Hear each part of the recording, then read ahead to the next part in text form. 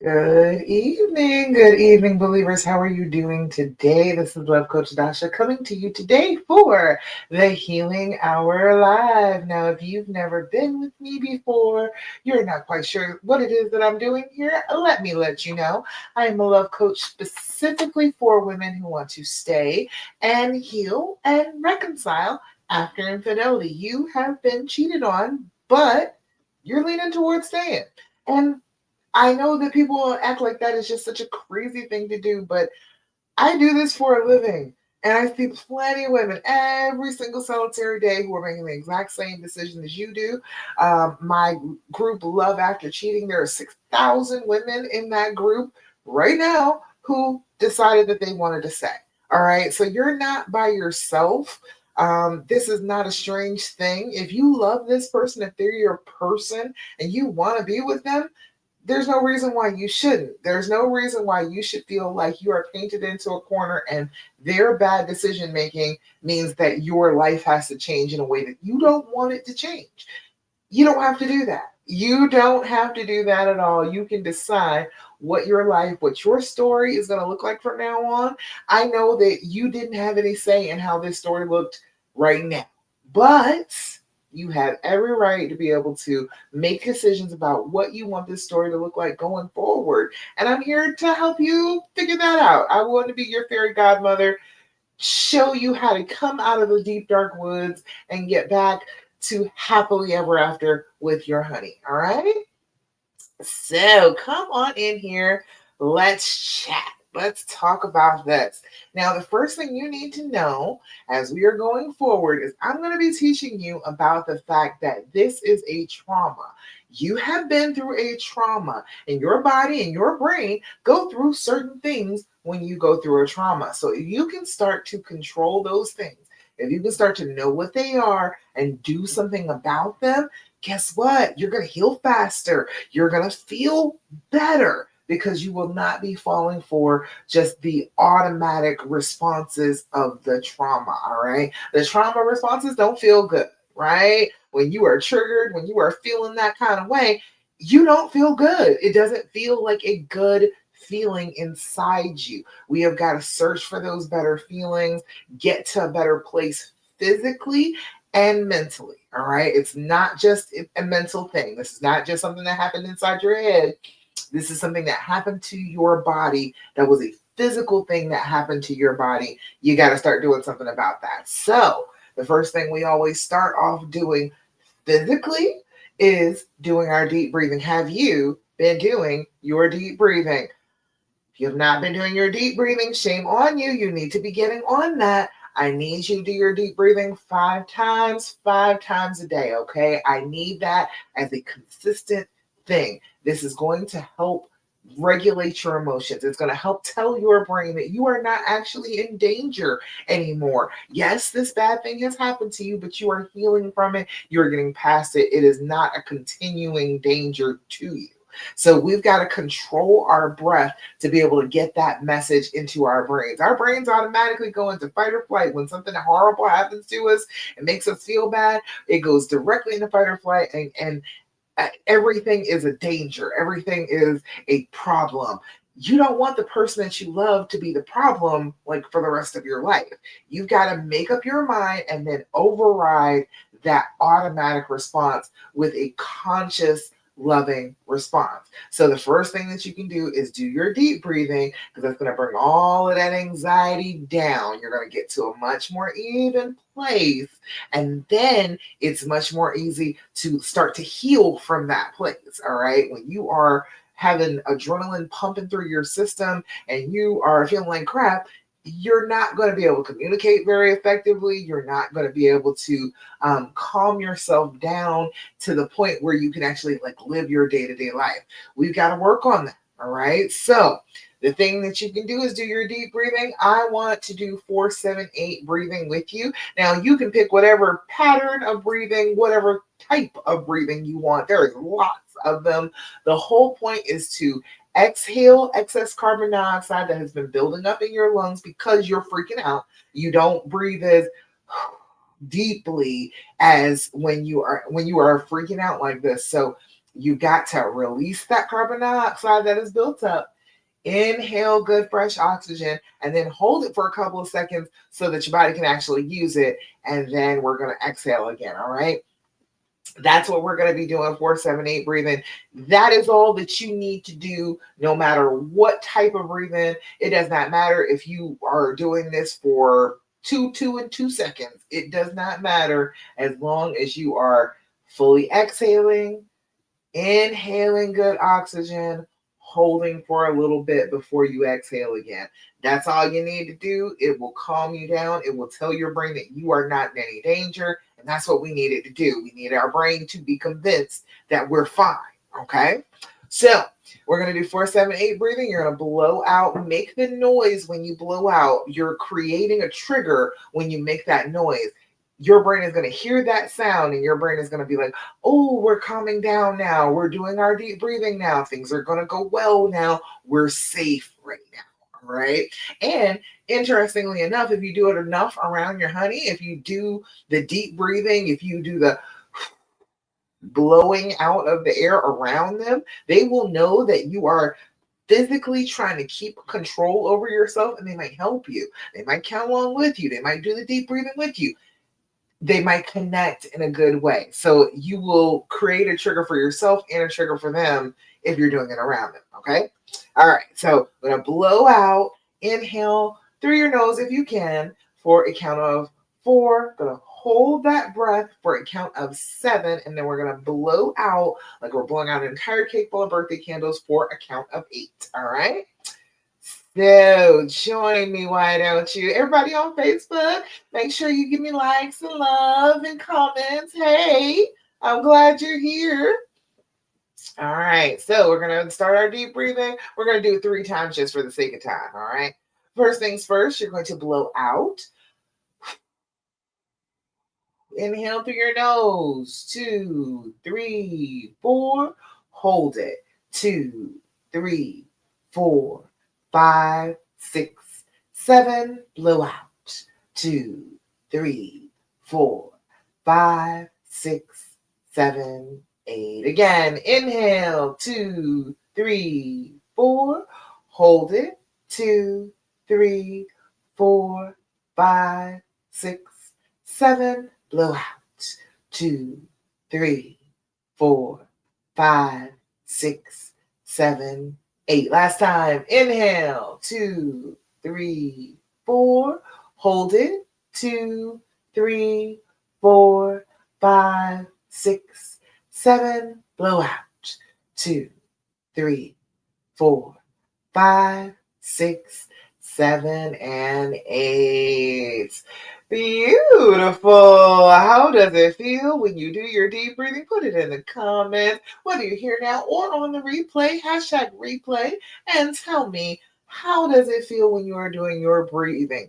How does it feel inside your body? Because that's what we're paying attention to. If we're going to start to overcome this trauma response, we've got to be in our bodies. We got to start feeling what it's like inside our bodies. That's how you're going to avoid triggers. That's how you are going to be able to control yourself when you are triggered. You are going to have to know what your body is doing. And so when you do that deep breathing, things change, right? Inside your body, it feels a little different. You may get a little lightheaded. You may feel a little bit clearer, but still a little lightheaded, all right? You may yawn. You may feel a little tired, or you may feel a little wired. You may feel like, ooh, I got a little energy.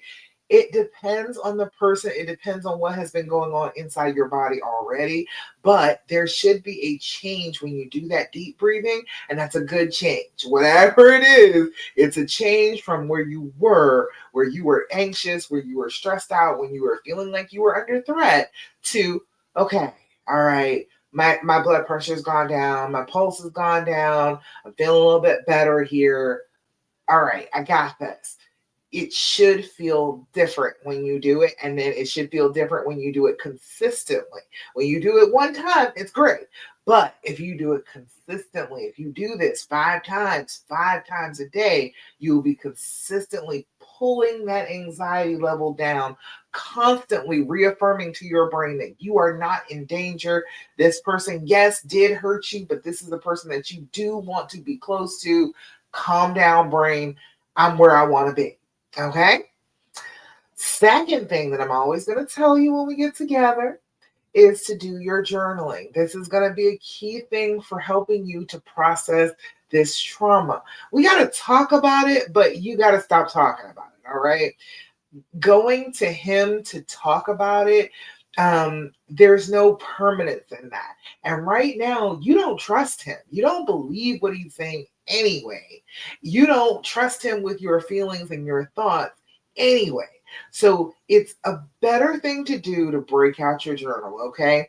And I want you to be doing this consistently too, but you can do this in addition to the times that I'm telling you. You can do this first thing in the morning when you are first getting up, even before you put foot to the floor. Just spend 5 minutes pouring out whatever comes up first. Whatever comes up to the top of your mind could be solutions from the night before, could be things that you're going to run into today that could be triggering. Whatever it is, write it down in that first 5 minutes when you first wake up. And then right before you get ready to go to bed, make yourself a little cup of tea. Get yourself in your nice comfy pajamas, get your smell goods out, and start to journal for about 5 minutes before you get ready to go to bed.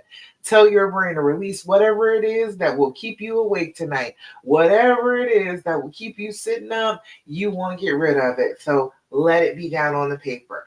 Your brain knows that if you got the fancy book, all right, if you done broke out the dolphin with the sequins on it and you've written on the inside of it, then it's here. It is special. It is not going anywhere. I know that when we need it, we can come back to it. So your brain doesn't have to hold on to it so hard. It doesn't have to keep repeating the same thing back to you over and over and over again. So write it down in your journal. I know it seems like it'd be fine to do it just with your phone app. I appreciate phone apps, okay? I use my notes app all the time. However, it's more tangible to your brain that it is on a page in here. You can flip to it any moment. You can open it up and be like, oh, yes, this is what happened. And in a book form, you can put down your good days right at the top. And as you're flipping through, you can see, oh, good day, good day, good day. You can see that those are happening for you when you look in your journal because it's on paper and you can put it in your hands. You can flip through pages. All right. Now, notes apps are great. Hey, look, I use it every day, but I also journal like handwriting at least once a day just to get thoughts out of my head, whatever's going on. I put it down on the paper because it's good to have. All right. Now, when you're doing your journaling, you're going to need to do your date, your time, your level of anxiety. Your date and time are there to show you, hey, certain things may be happening at a certain time. You may be getting triggered at a certain time and you don't even realize it because you haven't been writing it down. You are just going through the trigger. You're emotionally spent and exhausted from it when it happens. And so you don't think back on it. And then the next week, the exact same thing happens. So you will know by, okay, 9:14 p.m. on a Thursday, I'm feeling some kind of way. I'm feeling a little tight. I'm feeling a little tense. I need to go listen to Love Coach Dasha do the Healing Hour live because I'm feeling a little triggered. All right. You will know when those things happen, and then you can start to make a plan for what you're going to do about it when it happens. Your level of anxiety, we need to have a level of anxiety to be able to put a fence around these feelings. These feelings are not going to be big enough to off you, okay? We have to make sure that we understand that they are not Godzilla big. They are only as big as you, okay? The biggest feeling that you can get, the worst possible way that you could feel is a 10. A 10 is I want to rip my hair out, tear my clothes off, run screaming down the street naked. The complete loss of control of yourself. If you are not losing control of yourself, you're not throwing the remote control at his head, if you are not having the police called on you, if you are not screaming at the top of your lungs, you're probably not at a 10. Don't write down 10. All right. If you are on the opposite end of that spectrum and you're doing well, everything is lovely, that's a 0. Put a star on those pages right up at the top. Be like, hey, look, this, even if the day after and the day before was awful, this day was a star day. I felt wonderful. Everything was lovely. I was feeling calm. Everything was good. And then you can go back and try and duplicate those days. Okay. So we need to be writing that down just so we have a fence around these feelings. They cannot crush the village. The feelings can only get as big as you are, and they're often much smaller. So we need to just be aware of the scale of what we're dealing with, because trauma will try and tell you that it's Godzilla and it's coming for you. But it's just your feelings. You contain them. So it's all right. You will be okay. They will not overwhelm you. They will not eat you. Okay. All right. The next thing that we are going to talk about every time we get together, I need you to develop an attitude of gratitude. Okay. I need you to sit down and try and figure out good things every single day. Okay. Right now, the color turquoise is a good color for me today. Look at that. I am grateful for the color turquoise today. It does not matter what it is you are grateful for. It can be big things, it can be small things. But if you start to train your brain that you want to acknowledge good things, things that are objectively good in your life, that, hey, if I did not have this, I would feel a little sad that this thing was not in my life anymore. Grateful. If you can get to grateful, you can work your way back to happy and trusting and loving and compassionate. You can get there from grateful. It's really hard to make the jump from miserable and betrayed and sad and angry all the way back up to happy. Grateful is an intermediate step. You can get there from the misery. You can pull yourself up to grateful because your brain can't argue with that. When you are going through this trauma, your brain is going to continuously tell you things are awful. Everything is terrible. Nothing has ever gone right for you. You're horrible. Everybody you know is horrible. Your whole life is a terrible tragedy. Okay. It will keep on telling you that. Gratitude fights against that instinct, that automatic response your brain has to a trauma. It tells your brain, no, no, no, no, no, no, no. I know for certain that turquoise is a beautiful thing in the world that I am grateful for. I am happy about that. I can be happy about that. Not everything is awful. Not everything is terrible. You can convince your brain that it is not true by being grateful about things. And then as you are continuously telling your brain to look for things to be grateful for, it will start to do that on autopilot too. The same way it does the painful responses, it will do more positive responses if you keep on telling it to do so. So if you keep telling your brain, hey, I want to look for things that I am grateful for every day, your brain will start scanning the environment and finding things to be grateful for and telling you about it, instead of telling you, oh, woe is us, all is lost, everything is awful. All right. It's a training. You got to train yourself. You're not going to heal from this overnight. It is not going to be just, oh, you're waking up one day and everything's all better. You have to practice being better. You have to practice the actions of healing over the actions of hurting. The actions of hurting are thinking about everything that is going wrong, how terrible it is, and how bad reality is right now.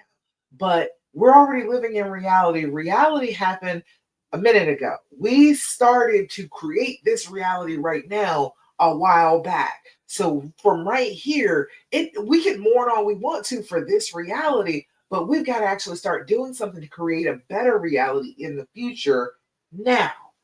Within this reality, we got to start thinking about the future. reality. So if we get stuck right here, right now, in all that pain and, oh, yes, everything is bad now, we won't be able to see our way to a better future because we'll be continuously thinking about something that went wrong instead of trying to make things go right. Does that make sense?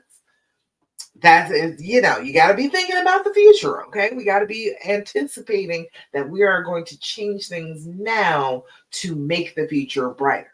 Okay, so your gratitude practice will help you do that. It will help your brain to start seeing the good in things on a regular basis so that your brain is reminded, oh yes, life is worth living, love is a thing, everything can be beautiful, it really can. I just forgot because I was hurt for a minute, but I remember now. That's what we're going to be training our brains to do by being grateful. So, for Thirsty Thursday, I always post. I don't see anybody commenting on it, but if you got something right now and you're with me, or hashtag replay, you got something for Thirsty Thursday that was a good thing that happened in your life this week, something positive, feeling like, yes, yes, life is a good, good thing, and I am happy I am living it. Like, put that in the comments for me, and I'll shout you out, all right? All right, let's see. Last thing that I'm always going to tell you about every time we get together. I need you to stop asking all those damn questions. All right. I mean it with all my heart. I know that you want to. I get it. I fully understand the reasons for it. However, I need you to cut it out. All right. Now, let me just say this. I understand that the full disclosure is supposed to be the thing. Not supposed to be that, oh, if you have full disclosure, if you know all the hurtful, terrible, awful details, then you'll be able to heal. Then you'll be able to know what you're dealing with, so then you can actually heal from what has happened. I get the idea of that. I get it. But I don't think it works. All right. I have time after time, woman after woman, tried very hard to go ahead and let them ask the questions that they want to. But now, if you work with me, if you are here with me and you would work with me, you know that I will tell you, stop asking all the damn questions. Stop it. You know I'm going to tell you now because it just doesn't work. Your brain is wanting you to ask these questions because it's considering your person, the person that you love, a threat. They hurt you before, so your brain is assuming they're going to hurt you again. So if I ask all these questions and I know that you're just a liar and I know that you did horrible things to me, then I can go ahead and give myself an excuse why I shouldn't listen to my heart and I should go ahead and leave you alone. Now, if you are just wanting to do that, you can do that. You are not, again, painted into any corners by this. If you choose to stay with them, it's because you are choosing to stay with them. It's because you want to. It is because that is your choice. If you want to leave, you don't have to have all of those questions answered. You don't have to add pain and details of pain on top of the pain that you already have just to be able to say that you want to leave. If it's too much for you, I understand that. I get that. Sometimes it's too much. And you want to bolt, go ahead and bolt. Even if you're going to leave, do not ask all those damn questions. You are feeding yourself things that will be painful for years, that will have you having triggers that you don't even realize that you have because you have collected so much information in such a short amount of time under such a period of stress that you don't even remember that you got that information, but it comes up as a trigger. It will announce itself quite well as a trigger. You won't even remember that you talked about this with him, that he gave you this answer, that planted this seed, that brought up this trigger that you're talking about again. You won't even remember. All right. When we are traumatized, our memories are shit. We can't remember. So if you're not journaling, you're probably just asking the same questions over and over and over and over and over again. And you're not getting anywhere because you can't absorb full information under this much trauma. You've got to start to heal first. For you to be able to get the answers that you even want, you're going to have to be able to heal some first. And that being said, if you do wait on asking these questions, the questions that you ask won't be quite the same. If you start healing a little bit, if you start getting your emotions together and getting emotionally regulated, you may not have the same exact questions when you're calmer than you do when you are freaking out and fully triggered and in fight or flight mode. It will be different. So I understand the whole full disclosure thing. I get it if you want to try that. I don't think it works very well. I think that you are not in a place that you actually believe what he says anyway. So why are we trying to ask a whole bunch of questions of somebody we don't trust anyway? This seems like a big waste of time, and not only wasting time, but actively stopping you from going forward with your healing, because then you're like, well, I don't have to be emotionally regulated until I find out every bit of the truth. And if I don't find out every bit of the truth, then I'm mad that I'm lied to. And so then I'm just going to be continuously in the throes of this fight or flight response. Does that all make sense? I understand that you want to ask. I understand that your brain is screaming to ask. I'm saying that it's not a good idea. All right. Now, that all being said, all of that being said, sometimes your brain is screaming and it itches, and it's like, I have to ask a question. I gotta ask one. I'm not gonna feel okay until I ask one. Let me ask a question. All right. Destiny Nicole, I see you over there on Instagram. Hey girl. So if your brain is itching and it wants to ask a question that bad, try these. The and THEAND. It is the Healing Edition is what I've got. By the good people at the Skin Deep. This is an excellent game. These are good questions to ask. Hey, girl.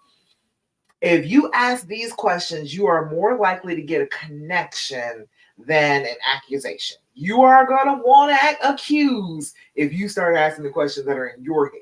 All right. But if you start to ask some of these questions, you will more likely get a connection to your person. And that's what you really want, right? You don't really want to be mad at him.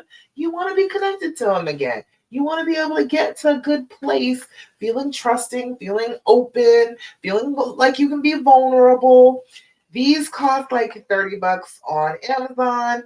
Excellent deck. I don't think I've ever gotten through all 199 questions with y'all, but I'm going to pick about 3 of them for you tonight. Now, let me just say, you don't need more than 3. Okay? This is not a game of Uno where you can deal out 11. Don't do that. It's too much. 3 of these questions is a good hour and a half long conversation. That's good enough. Don't go past that. All right. You're gonna burn out your resource. Don't do that. 2, 3 questions max scratches that itch to ask a question instead of asking those terrible questions that'll make you feel bad, and you actually get a little bit of a connection at the same time. Okay. All right. So first one I will tell you is, what do I do that makes you trust me? Isn't that a good question? Wouldn't you like to know that? Wouldn't you like him to answer that one for you? What do I do that makes you trust me? How would you like to be perceived as trusting? How would you like to be perceived as trustworthy? These are good things. Better questions than the one you wanted to ask, right? All right. Next one is, what's the one thing you really want me to understand about you? Isn't that a good question? That's a better question than what hotels did you go to? Did you tell her that you loved her? Oh, did you ever tell her that you wanted her more than me? You don't need those answers. Those are not questions that are going to help you heal. This might help you heal. What's the one thing you really want to understand about me? Or what is the one thing you really want me to understand about you? There we go. And the last one, when do you miss me most? I like that one. My honey misses me all the time. Whenever I leave him, he's thinking about me. He goes to work. He can focus on work for a little while, but after a while, he's like, when do you miss me most? So better questions, right? And wouldn't those be questions that would make you feel a little happy if you got the answer? If you're gonna ask them a question that's gonna make you miserable to get the answer, that's not gonna help you heal. That's an action of hurting, not an action of healing. You are going down a very dark path when you were asking those questions about what happened between the two of them, all the things that he was thinking, and what made you do that. You don't want to ask any of that. That's not going to help you in any way, shape, or form. Let it go. Okay. Wherever you're at with the questions, you have asked enough. That's good. If you need to, write them down in your journal. Write them down in your journal and then come back to it in about 30 days and see if that's still an important question.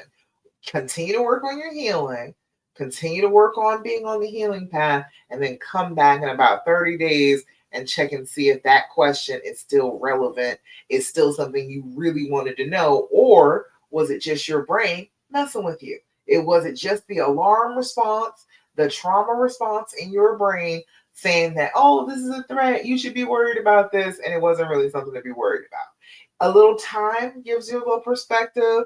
A little bit of healing will give you perspective too. So if you're doing those things and then you come back to it and it still is important, then okay, maybe you can talk about it then. But just every question that bounces into your head, every question that the pain wants you to ask, don't ask. Don't do it. It's not good for you. All right. No, that's all the basics.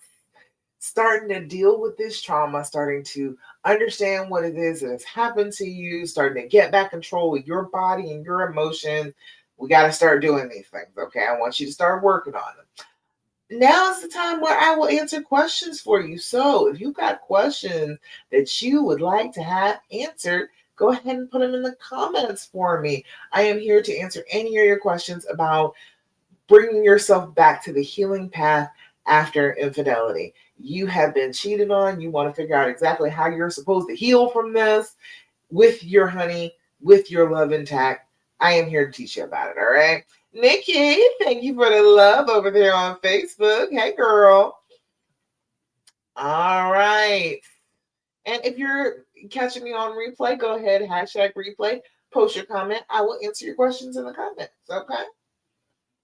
All right. Oh, let me just say, if you have not received a copy of my Guide to the Dreams Formula, How to Heal and Reconcile After Infidelity, you need to get your copy, okay? I put this together. I think it is beautiful. And it is a stroll down the healing path. It is trying to come out of the woods, all right? I lay the path out for you at your feet. You will know exactly what to do to heal after this trauma. You will know what to do with yourself. You will know what to do with your honey to be able to walk that healing path and get back to your happy ending that you were supposed to have. So if you have not gotten a copy, go ahead and hit, if you're on Instagram, hit path or healing path in the comments. It will send you the link. And if you are in my Facebook group, go to the top of the group, and it is right there in the top of the group, How to Heal and Reconcile After Infidelity. Go ahead and get your copy. And if you have signed up for my Love After Cheating group, if you're in my group and you gave me your email, it's already in your email. You just got to go look and see if it might be in the spam or promotions folder, but it's from Love Coach Dasha. You'll be able to find it. So check and see. If you gave me your email address already, you have a copy of the Dreams Formula in your inbox right this second. You just may not know it. All right. All right. Nikki, glad you're here. Everybody is here, give me some likes, give me some love. Let me know you're here. Let the algorithm know you love to see me. All right, let's see. Oh, I have questions down here. Oh, if you got questions, put them in the comments. Let's see. Down here we got Andrea. Andrea has asked me a good question, which just links with what I was just talking about. As a matter of fact, she asked, when they lie again and fabricate stories to make you feel it wasn't as bad as it was. All right. Woo boy, you said a mouthful with that one, Andrea. You did. Because that links to what I was just talking about with you not asking the question. I know, because they lied and they shouldn't do that. They absolutely should not lie. However, let me put it to you like this: you are in a bad place mentally. You are not emotionally stable at the moment. You're pissed and you're interrogating him. Okay. You know that's what you're doing. Even though, you're saying that, oh, I'm just trying to understand. It's a hot light interrogation. That's what it is. That's what it actually like physically is for him. That's what it really is. All right. You are looking for lies. You are looking for terrible things in everything that he says. And you feel like you are feeling so bad, and he's sitting over here and he just doesn't feel anything at all. Let me tell you, that's not true. Have you ever done something really bad and then you were under the hot lights for it? You're in the hot seat. You got to sit here and answer for what you did. Isn't there like a stone in the pit of your stomach, like sitting on your chest when you know you have done wrong, especially somebody you really love and you really care about, and you feel like crap because you did this? Okay, so I understand that you're in an emotional place and you are not in a good emotional place. However, when you are sitting there interrogating him, asking him these questions, he's not in a good emotional place either. All right. Nobody is doing their best when you are sitting there playing detective. Nobody is at their best. So you think that just your emotions are involved, but his emotions are involved too. He is just trying not to let you see him sweat, because if you see him sweat, you're going to assume that that means he's guilty. And so he's got to be as calm as he possibly can. Now, if you ask the same exact question 3,500 times with the hot lights on, with all the emotional weight on him, all right, and he has answered the same way 3,500 times, but 3,501, you lead him into saying what it is that you wanted to say. There's police interrogations that go like that. People end up confessing to things they absolutely did not do under the hotline, with the same question thrown in their face over and over again, with the person who is leading the interview, leading that interrogation, telling them this is what you need to say to be able to get out of this situation. Let me lead you this way. And if you say this, then that's going to save you. All right. That's what you're doing. When you're asking him the questions, you are a terrible police officer. You are one of the ones, you're one of the bad guys. You put the hot lights on the suspect and you are trying to guide them to a confession, whether they like it or not. All right. That's what you're doing. So then if he tells you a story that is a little bit different, but is more what you said that you wanted him to say, now he's caught up because he's a liar. Now he's absolutely wrong because he fabricated this story. He fabricated the first one. I knew this was actually the truth. He fabricated that first story. And under my interrogation, he finally confessed that that is what he did. You're doing all of that, assuming that that's true. Like, those false confessions end up just being confessions because the person is exhausted, the person is tired, the person is hungry, the person is stressed, and they say whatever they think they're going to be able to say to get out of this situation. So they may not even be telling the truth about the 3,501 answer. The other 3,500 might have been the actual answer, but you're focusing on this one change in story. So now it seems like, oh, he was just lying every other time. All right. It gets complex.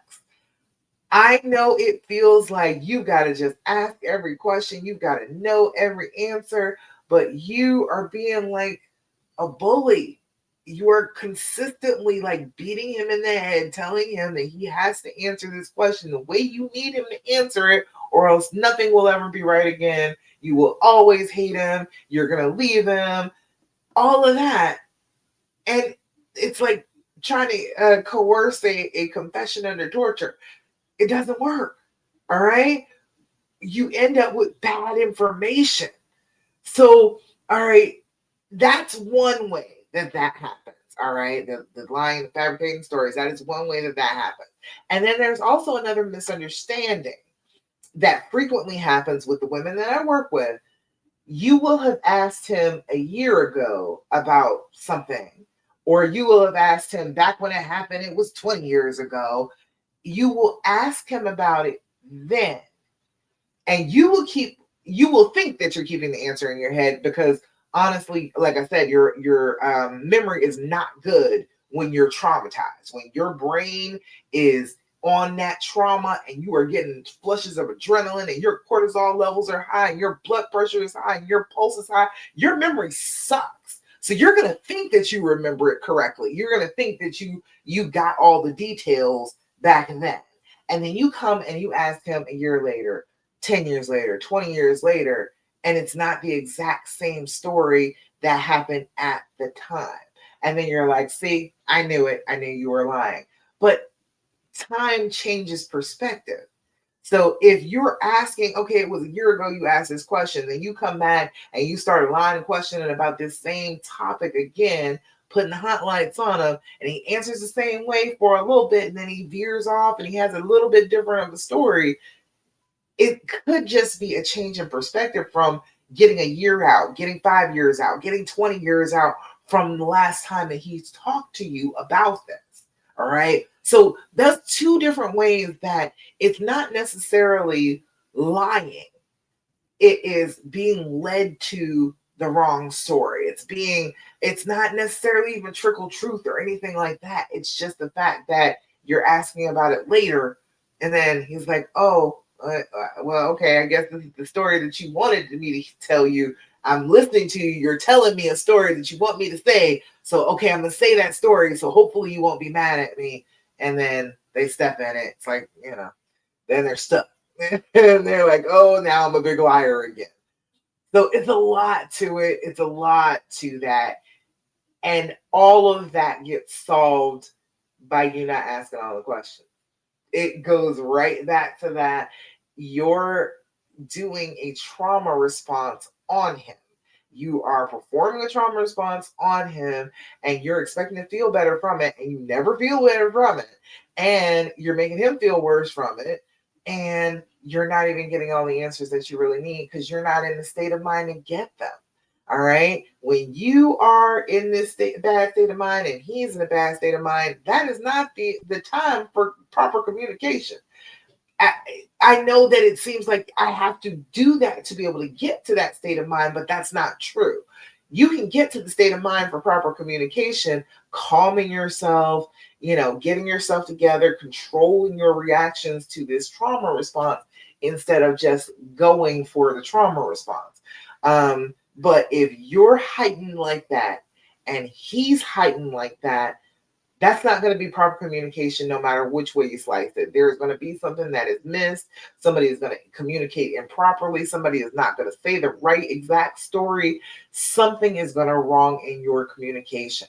That is why I am always advocating for you not to ask the questions, at least not until you're healed a little bit.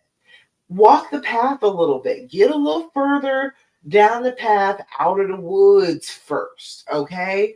You know what I'm saying? Start to leave the woods behind. Start to leave that trauma monster behind in the woods, and see if maybe the answers that you want are a little different, the questions that you would like to ask are a little different, and see if maybe you can make better connections about things that you've been told, instead of believing that, oh no, he told me one way and he told me this another way, so that means that he's a liar. It doesn't mean he's necessarily a liar. It just may mean that he is telling you a different part of the story, something that he has recently remembered, something that's a little bit different, something that you wanted to hear. All right. If you ask 3,500 times and you are insistent that he must answer the question that you want him to answer in the way that you want him to answer it, he's gonna eventually answer it the way you want him to answer it. It may not be true though. If you insist that is the only thing that will make you stop asking the question, he'll do it just to stop you from asking the question. Does that make sense?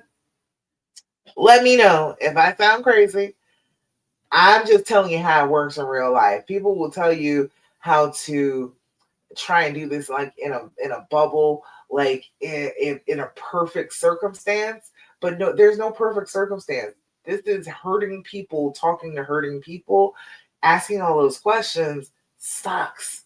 It just does not get you to a place where you can communicate well with one another, because it keeps heightening your anxiety, because it's a trauma response. It is designed to make you feel worse, not to make you feel better. All right. Hope that makes sense. Nikki say, I'm a different person since 2022 because this is the year I found out I don't see him like I do before. Not my fault trying. Well, but the thing is, okay, you don't have to be a different person. Now let's not take it that far because there's a lot. You don't have to be a different person. You can be a person who has learned a lot.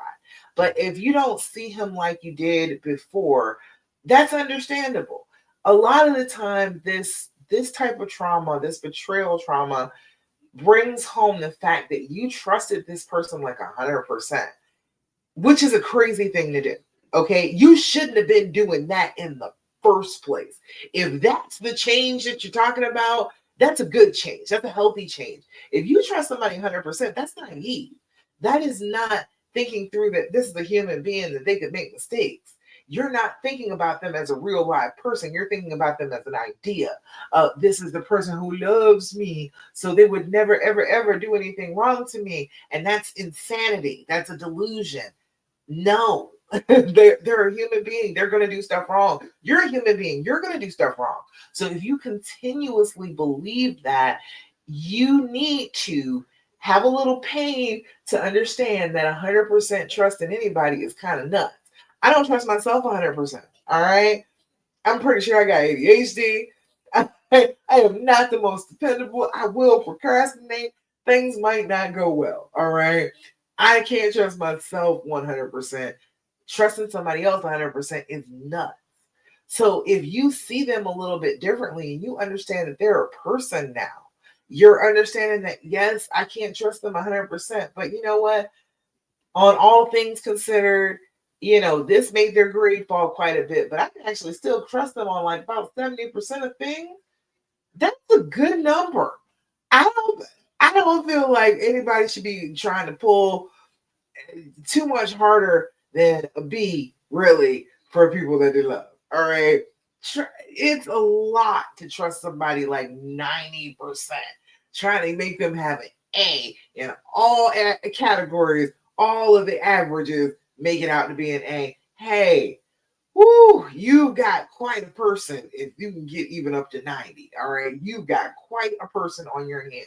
But if you trust them about 70%, 80%, you know that you can trust them to do certain things, and you know that you can trust them to be a good partner on certain things, you're not doing that bad. If you see them a little bit differently now and it's a more realistic way of seeing them, I think that's a good thing. You know what I mean? He said, this is my problem because I put my trust 100%. So hurt. I was naive. It's the thing is, that wasn't even your fault, Nikki. That wasn't your fault at all. That's that crazy shit. See, remember I told you sick, sad, and stupid. Those are the three things that end up causing men to cheat. Um, Sick is like some kind of mental or physical illness. Sad is some kind of loss. And stupid is the stupid stuff, not just that they're taught about being in relationships, the stuff that we're taught about being in relationships. How many movies and books and magazines and songs have told you, oh, you're supposed to put your heart out there 100%, just trust this person 100%? That is madness. It is freaking madness. And we're taught that that is normal. And so we put ourselves completely out there, 100% trust, and we shouldn't be trusting anybody else, another whole human being, trusting them 100%. That's insanity. That is not even a realistic thing to do. So we've been taught something terrible for our relationships, and then when it blows up in our faces, then we're like, see, we can't trust anybody. No, We just can't trust anybody 100%. You know what I mean? Hey, you're welcome, Nikki. I just want you to understand that was insanity from the beginning. Whoever told you that that was the way that things are supposed to be did you a disservice. We need to be realistic about this. This is another human being. This is not some god, some angel. Okay, shoot, even the angels ain't perfect. Dude, we are not supposed to put 100% trust into anybody. I don't trust anybody. Are you crazy? I trust me 100%. Why would I trust somebody else more than I trust me? That's insanity. No, we're not doing that. We're not putting ourselves out there like that, being naive in that way, and then having that blow up in our faces and feel awful about it because, oh, we didn't succeed at trusting 100%. No, we were never going to do that. That was never a thing. That was, I, that might be the patriarchy. That might have just been some way to try and keep us in line.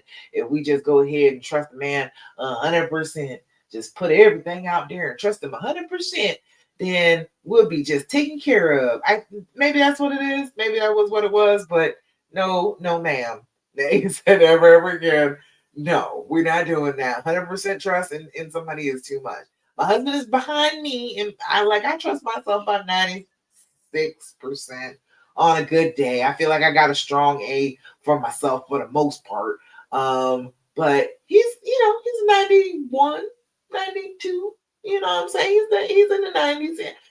He's earned being in the 90s. He has done a lot of work. He has done a lot of introspection. He has done a lot of inner stuff for me to be like, okay, I see you working on you, so I can trust you. You know what I mean? But no, not 100%. That's insanity.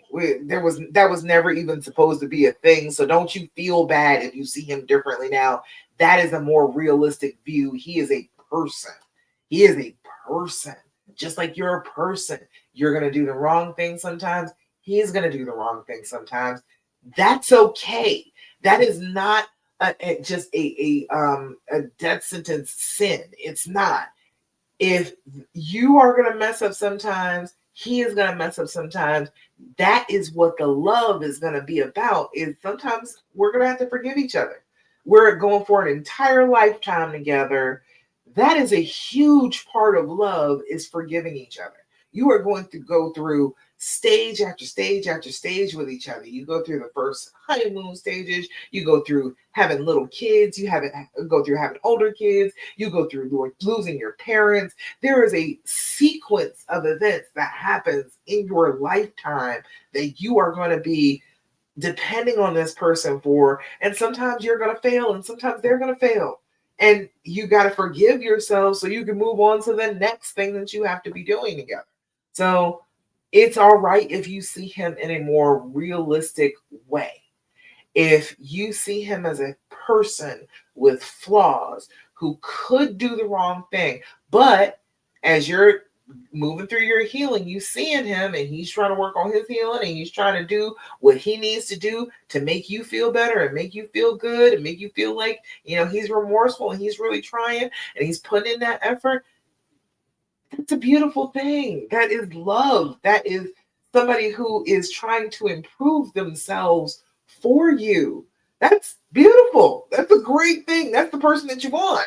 You don't want somebody who's too stubborn to do that. You want the person that is willing to keep on trying to move forward, to live this life with you and try to forgive you and let you forgive them and move forward. All right. All righty. Good questions. Good questions. If anybody got any other questions for me, let me know in the comments. Anything else that you'd like to talk to me about? If you get my guide, How to Heal and Reconcile After Infidelity, that's the guide to the Dreams Formula. The Dreams Formula is the path how to heal and reconcile after this terrible trauma that infidelity has happened. It is D, which is decide. You get to decide, not him, not anybody else, not anybody that want to judge you. You get to decide if you're staying or you're going. If you are leaning towards staying, your heart is saying, I want to be here though. I know he hurt me, but I love him so much. You don't have to. feel like you have to leave. You don't have to do that. You can just make the decision within yourself that you are like, okay, I'm putting myself out there. I'm putting my heart on my sleeve. I'm putting my life on the line here. I want to stay. I want to work it out. If you do that, that's going to be your anchor. That's going to be your rock to come back to, because you have decided that you want a certain thing for your life.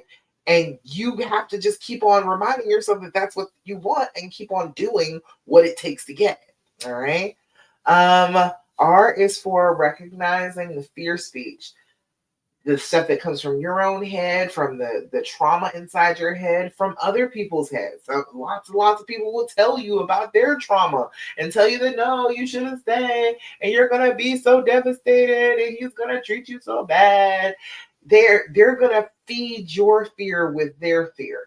You've got to recognize that fear as what it is, fear, and then overcome it. Decide that no, even in spite of the fear, I have still made this decision. I am moving forward. E is evaluating the why, figuring out why this happened. Sick, sad, and stupid. That's what I was talking about earlier. Sick is some kind of physical or mental illness. Hormones even count, okay? Physically, our bodies do weird stuff to us sometimes, and people are not at their best when they're sick. Sad is some kind of loss. Grief makes us do crazy things. I have seen not once but twice somebody having sex in a funeral parlor. Okay, I have witnessed it with my own eyes 2 times in life, because grief makes people do weird things. So sick, sad, and then stupid.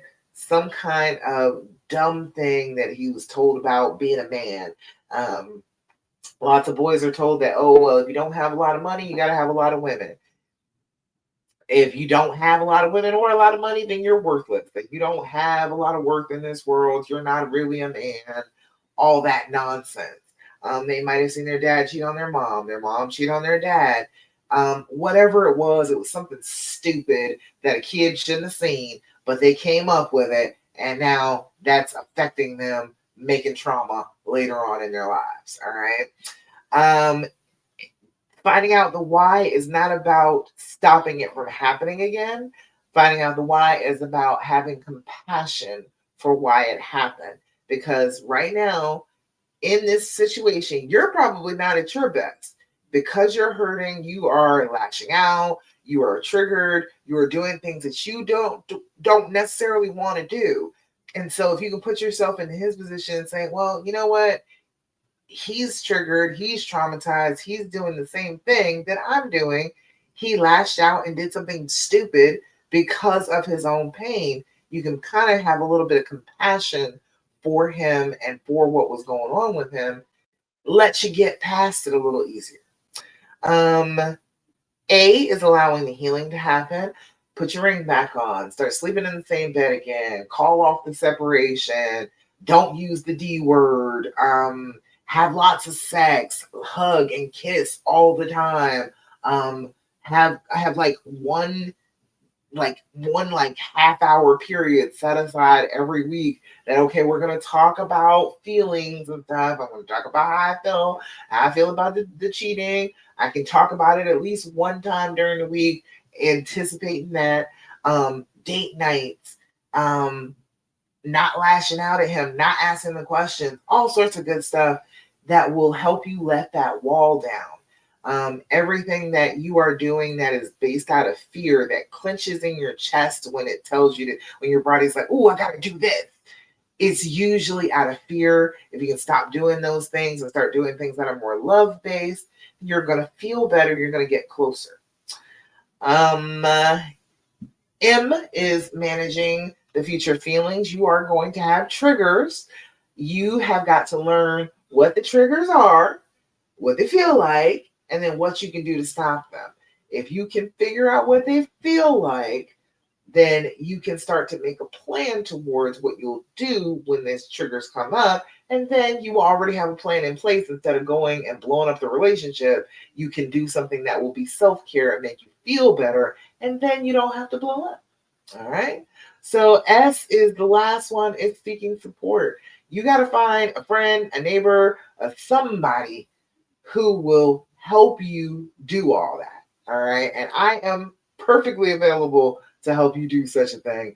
But if you've got a good friend who will ground you, who will try and take you out of the fear based thinking, who will encourage you to be open and compassionate, who will try and get you to be closer, who will remind you of the plan, use that friend. But if you don't have that friend, message me, honey. Message me and get on a call with me because I can do that for you. All right. I can help you keep those thoughts in line, get to a better place, get the path underneath your feet so that it doesn't feel like you're always like backsliding. It doesn't feel like you're always messing it up. We can get the path firmly beneath you and get you started down the path, get you headed home, honey, get you headed back to happily ever after. All right. Nikki said he's not remorseful, said it was his secret, like everyone. Well, and lots of people have secrets. That is the sucky part about it. Human beings, we're kind of built like that. If we're ashamed of something or we're sad about something that we're doing, we had it. We had it real good. So that's not necessarily a strange thing, but you know about it. You are clearly in the know. You know exactly what has happened. So you got to decide whether you're going to forgive him for having that idea. Somebody gave him the idea that he was supposed to keep secrets from his beloved. Somebody said that made sense to, and somebody told him that that was the way he was supposed to behave. Probably younger than you think. And I know that that's difficult. I know that it's difficult to understand, especially when they don't seem like they're remorseful. A lot of the time they are, they just don't want to show that. They feel like it's a weakness or lots of different man type answers to that, but they feel like they shouldn't show that they're remorseful. They should just keep on trying to move forward and keep on going. And if they show that they're remorseful, then that means something more. That means that they're more guilty in some way or something. I don't know. It's a weird thing that they do. But mine, he wasn't terribly remorseful, but he was also very sick. Again, like I said, one of the reasons that this happens is sickness. And mine was having a mental breakdown. Didn't have a clue what he was doing. So he wasn't remorseful at the time. Once the mental issue started to get in control, then he was like, "Oh, I messed that up, didn't I? I'm so sorry." Then he was able to understand that he was wrong and then be able to be remorseful for it. So honestly, I always say that the healing should come first. For whatever you're trying to do with this relationship, if you want to have understanding and remorse and all of that, you got to start the healing first so that you can get to a place where you can actually hear that, where everything is a little bit calmer, a little bit more even. Everybody can be more honest. Everybody can be more open. We can talk about things without getting overwhelmed because we've started down the healing path. I think people feel like, oh, if I don't do that ahead of time, then I'm not going to heal. But you can heal real good without all that excess stuff. And then you can come back and talk about some of that stuff afterwards. That makes sense. Kendra, hey Kendra, you definitely have been a huge help for my situation, girl. Thank you. I try to be a help. I love to be that support because this was a terrible thing that happened to me too, and I feel like it is wonderful that I get to come on here and talk to you all and try and help you get to healed like I did. I didn't do it all by myself. I had like one friend who was like, "Girl, you love him. Go ahead and stay with him." Like I had one friend who was supportive of me like that. Everybody else was shouting all sorts of, "Oh no, you're being a doormat. You're being a pick me." That's more recent now. You're being a pick me. You're gonna teach him how to treat you bad. It was a whole thing. And even though I'm saying, "Hey, I want to stay. This is the person that I love. I want to be with him," everybody was telling me that I was wrong and giving me a hard time about it. So I had to figure out all the steps to the dreams formula, all that stuff, all by myself. And I mean, I was doing research. Like I was using myself as the full-fledged guinea pig. Every time I would flip out and things would go all wrong with him, I'd be like, "What did I just do here?" I went to him because I was feeling bad. Okay, that's apparently not working. All right, I got to do a little something different. Everything that people tell you to do um, didn't work. As a matter of fact, that's a lot of where the dreams formula came from. The D deciding, people told me, well, he has to make up his mind that you all are going to be together. The hell you say? He is not making good decisions. He should not be responsible for if we're going to be together or not. Absolutely not. We're not going to just let him take over that decision. No. All right. Um, R was recognizing the fear speech, the and recognizing it and overcoming it. People gave the advice that I was always supposed to say everything that came to my head, every bit of pain I was just supposed to pour out, and he was just supposed to sit there and take all the pain. And that was supposed to heal us. That was supposed to make our relationship better. It did not. Recognizing that I was feeling afraid and then overcoming that fear on my own helped way more than pouring it all out to him. So every step of the dreams formula was somebody told me one way to go about it, and I figured out that the exact opposite way was the way to go about it. So I wanted you all to know. I don't want you all to be stuck here in the place where you feel like you are stuck emotionally and you can't get anywhere except for in pain. I know that the things that people will tell you sound like they should make sense and they should work, but honey, they don't. They just don't. The full disclosure thing, that's just more trauma. There's a whole bunch of things that people will tell you to do to heal from this that just don't work. I'm telling you what I found worked. And then I tested it on people and it worked on them too. So I'm here, I'm giving you every secret I got. Everything I know, I'm telling you how to get past this. Because this was a horrible thing that happened to me, and I get to tell you how to fix it the short way. Like you don't even have to like suffer as long as I did. That's great. I love that. Okay, yeah, I had to suffer for a while. Okay, fine. But now I get to share the information and you don't have to suffer as long as I did. Because it was like 4 years for me. Come to find out I didn't have to suffer that long. All right. So I don't want you suffering either. All right. So I'm glad that I can help you. I'm glad that you are resonating with the message here. All right. I don't see any other questions. I guess that's about it. Let me do a quick recap. First of all, I need you to remember the first four things that I always tell you. I need you to do your deep breathing. I need you to do your journaling. I need you to cultivate that attitude of gratitude. And I need you to stop asking all those questions. All right. First four things that I need you to do. But the last thing that I'm definitely going to need you to do is start to do your affirmation. If you do your affirmations, honey, it's going to start to combat that monster inside your head that tells you that everything is bad, everything is awful, nothing will ever be right again. All right. You got to do your affirmations for yourself because your brain will tell you that you're awful because this happened to you. It will tell you awful things. So we do our affirmations to keep our brains actively thinking about the good in us, not the bad. All right. So for this one today says, today I am focused. Today I will be productive and feel good about doing the hard work that I need to do. I am for that. Today I am focused. Be focused on doing the steps of the dreams formula, of talking to me if you need to talk to me. Today I will be productive and feel good about doing the hard work that I need to do. You start down the healing path, it is hard work. It is hard to get through the dark, dark woods sometimes, but I know the way to the path. I can help you get to the path. I can push you along the path a little bit too. So come to me. I will help you to get done with the work that you need to get done with to actually heal. Okay? All right. And like I told you last week, for real, if you do work with me, I'm going to warn you, you're probably going to be annoyed with me sometimes.